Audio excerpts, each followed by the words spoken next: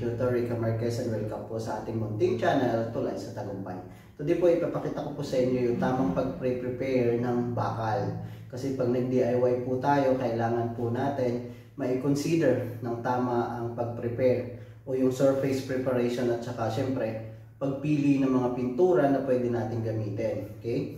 But before that, gusto ko muna magpasalamat sa lahat po ng nagsusubscribe, sa lahat po hilig sa ating mga video. Maraming salamat po sa inyong lahat. Okay. Naman kapag yung bakal may pintura na dati, no? Kung maliit lang, goods, madali siyang matrabaho, pero pag malaki, kailangan po natin makita. Katulad nito, may mga kalawang-kalawang na po, okay? At itong pintura niya ay quick drying enamel, okay? So, titingnan natin kung kaya siyang lihain. Pag hindi po siya kayang lihain, kailangan po natin ng rust remover, paint and varnish remover. So, steel brush ulit ang gamit.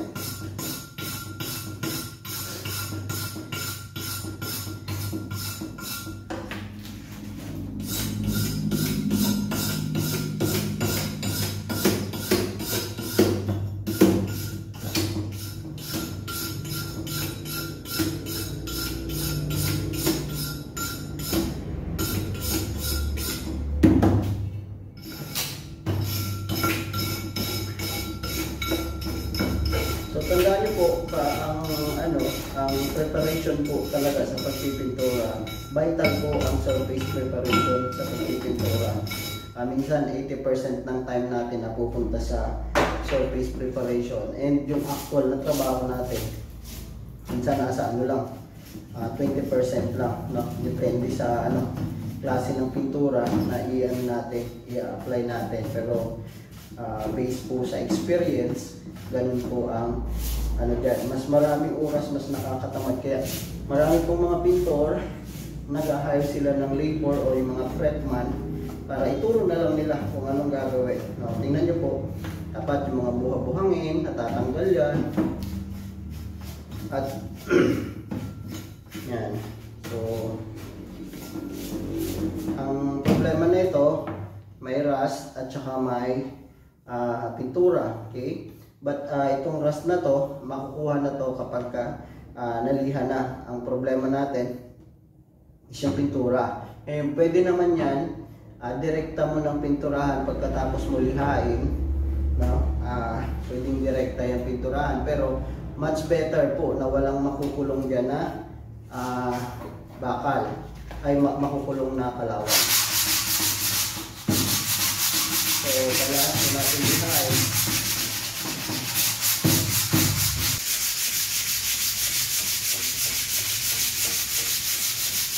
Medyo mainit lang dito sa lugar natin. Okay, so pansin natin, halos wala na yung kalawang niya. Okay, wala na yung kalawang niya. Now, ang pinaka-ipapakita natin dito is kung paano tanggalin itong pintura, paint and varnish remover. So, sabihin kung ang nakalagay ay paint or varnish kay metal or kahoy, so pwede po yung paint and varnish remover. Okay. So yan.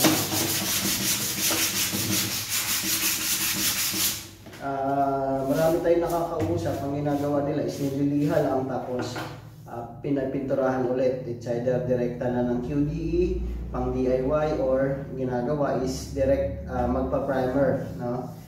Pwede naman yun, pero yun nga lang kapag may mga kalawang, mas mabilis po siya natatapos yung performance period.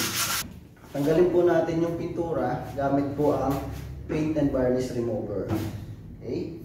So ito po siya. Buksan natin. Wala pang bukas. So yan. Medyo pag itong paint and varnish remover, medyo ingat po tayo kasi medyo matapang talaga to sa kamay. Okay? Dapat hindi po siya tatama sa kamay. Kung tumama man sa kamay, kung natalsikan ka sa kamay, kailangan po hugasan ka agad ng tubig kasi masakit siya, mahapdi, sinusunog po yung balat. Okay? Imagine na lang kung yung pintura nilulusaw niya, yung balat mo pa kaya, di ba? So, ingat po pag gumamit na ito. Tulad sa akin, medyo sanay na ako dito, alam ko na yung epekto. So, kaya ko na siyang umiwas, pero mas best pa rin kung meron kang mga protective gears pag gumamit na ito.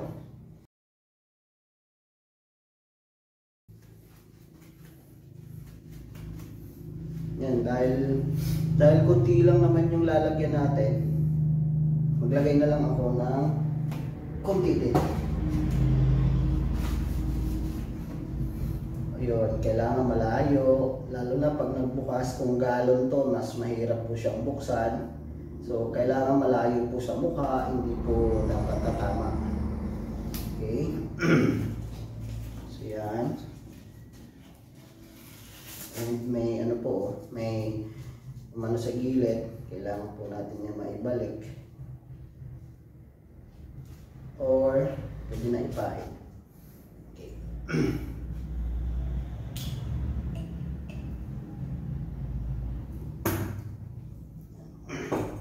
So, konti lang po ang ginamit ko, tinanggal ko konti lang para pakita lang po sa inyo kung paano ang effect nitong paint and varnish remover. So, ipapahid lang po siya sa substrate na may pintura.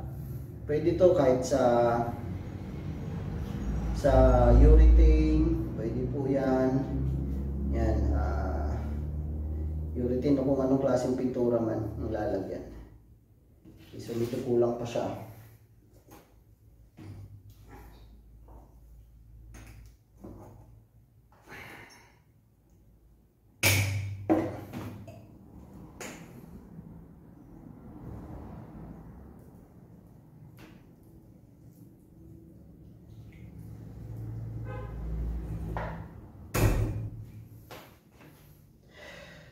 Yan po.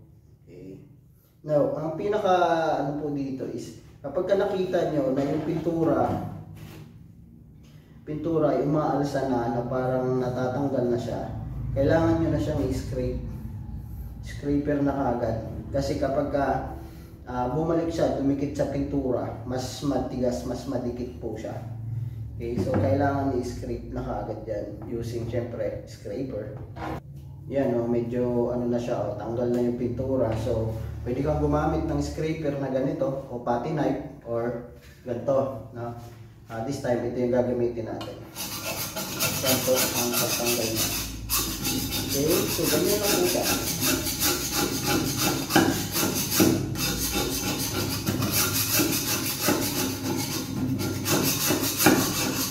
Okay, tatanggal na siya. Huwag pong hayaan na tumagal siya kasi didikit ulit yung mahirap din siya ulit ang gawin. Okay, so yan na po siya. Ayan. Paint and varnish remover. So,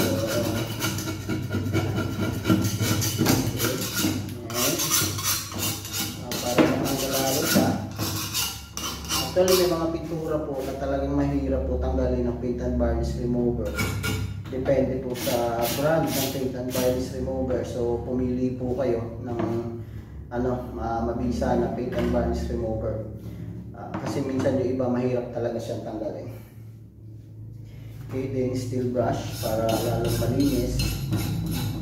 Yan naman kasi itong chemical na to is nag-react na siya dito. Medyo tuyo na siya. Hindi na siya ganun ka delikado sa balat na talagang dumidikit. So, pansinin nyo halos 1 minute lang yun. Kasi manipis lang po. Isang pintura pa lang po ang nandito sa bakal. Okay? So, pansinin nyo, maayos na siya. Yan. So, yan. Okay. Para tuluyang malinis po siya, magiging maayos po talaga bago ka magpintura, pwede kang maglagay ng thinner. Pwede kang maglagay ng thinner sa basahan para punasan po siya. Okay, so basahin lang po natin ng konti. Basahan.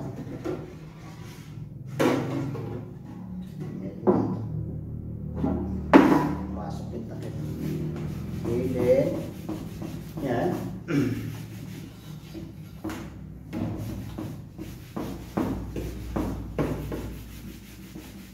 medyo yung thinner natin medyo matapang din. Kaya mas lalo niyang nililinis yung mas lalo niyang nililinis yung surface.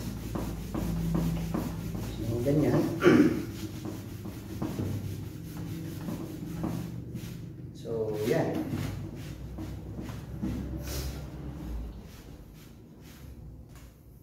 Ayan, malinis na po siya. Okay, antayin na lang natin siyang matuyo. Ngayon, kapag ganito na po, halimbawa, katulad ngayon, gumagawa tayo nasa alas 4 ng hapon. Kung malaki yung nilalagyan mo, halimbawa, grills, no? Ganito yung sinusurface mo. Mas maganda, every time na malinis mo, ipa-primer mo kaagad.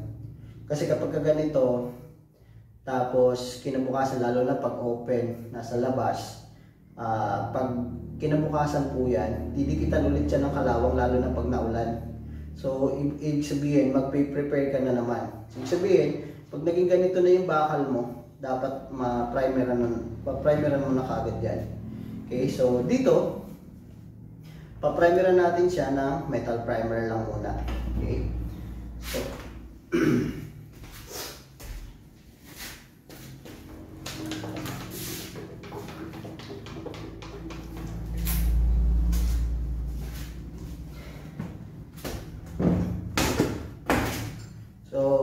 ito, metal primer lang muna yung gagamitin natin. Ang metal primer po is single component po yan, okay? Wala na po kailangan diyan na catalyst o single component siya, wala na pong catalyst, okay? So maraming brand din po to sa market at maraming kulay. Pwede kang may gray, white, black. Ito, red oxide po ito. So, yan. Okay. And, yan. So, kailangan lang po natin ito i-shake ng maayos. And, pwede na po. Ganun po siya kadali. Pang DIY siya. Pero, kung para sa tibay talaga, kapag ka-epoxy primer, yung may catalyst, mas iba yun. So, yun po yung gagamitin natin dito. Epoxy primer naman gagamitin natin dito para makita nyo din po kung paano gagamitin yung epoxy primer. Okay, so buksan natin.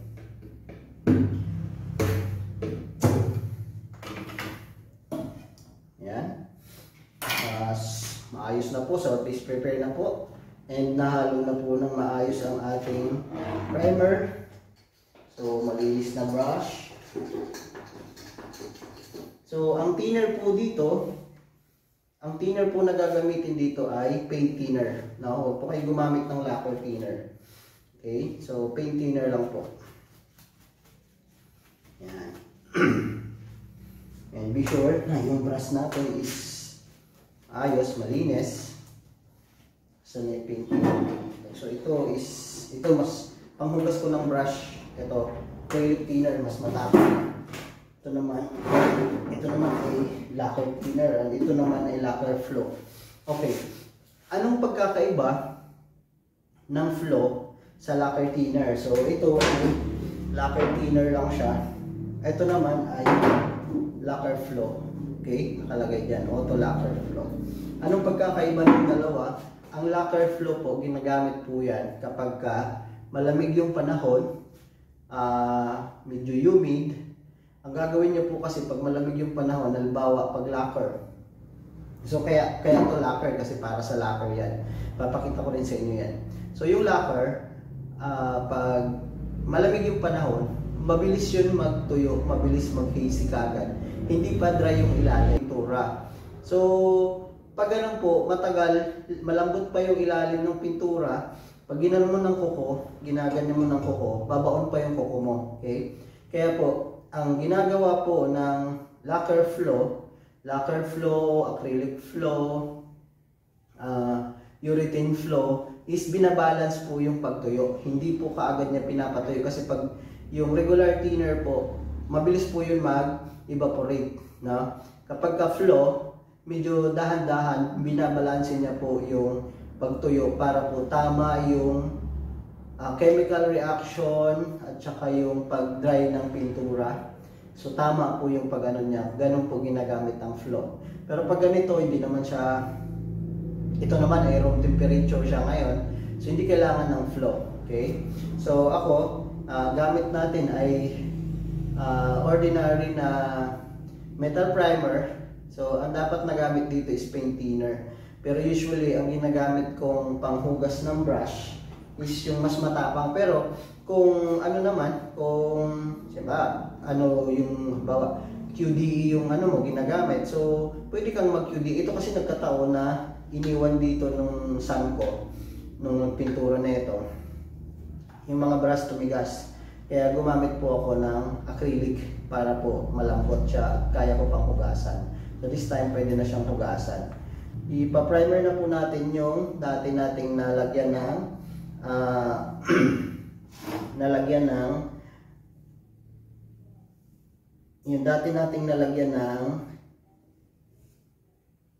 paint and varnish remover at na-prepare na po siya ng tama. Okay?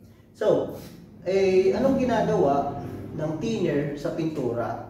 Ang thinner po is ginagamit lang po yan, kumbaga kailangan po ng pintura yan para sa ease of brushing. Ibig sabihin, kung makapal yung viscosity yung pintura, ibig sabihin nun malapot, kailangan mo ng thinner para po yung pag-brush mo, papantay siya, no? Papantay, dadapa siya ng tama. So kami mga pintor, may tinatawag kami, yun, dapa, tamang dapa, no? So ito, katulad niya, no? Kung ang pagbabrush mo niyan, malawak yung ano mo, ang tendency po niyan, magkakaroon po ng mga awang-awang, okay? Kung tama yung thinner, nilagyan mo ng thinner, so yan, pwedeng mapifeel na kaagad yan kasi tama yung kalat. Okay? So, tingnan nyo, maayos po yung kalat o dapa ng ating pintura. Okay, kasi, ano lang naman to, maliit lang naman na part ito. Okay?